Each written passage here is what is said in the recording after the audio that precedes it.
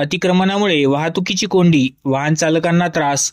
कारवाईनंतरही फुटपाथवर अतिक्रमणधारकांनी घेतला ताबा. पुसद शहरातील मुख्य रस्त्यावर वाहतूक कोंडीची समस्या गंभीर बनली आहे.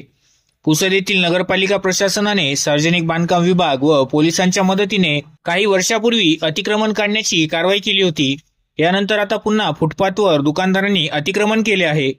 बस स्थानकासमोर व छत्रपती शिवाजी महाराज चौकात सिग्नलवर वाहने थांबल्यानंतर अरुंद रस्त्यावर वाहतुकीची कोंडी होत असल्याने नागरिकांना त्रास होत आहे.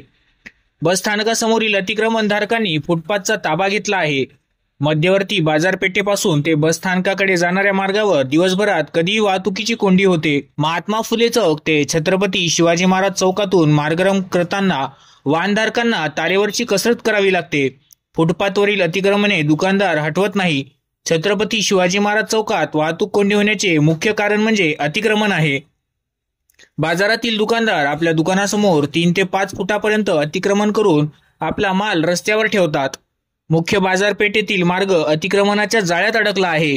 अतिक्रमण हटवल्यास वाहनधारकांचे आर्थिक नुकसान कमी होऊन वेळेची बचत होणार आहे.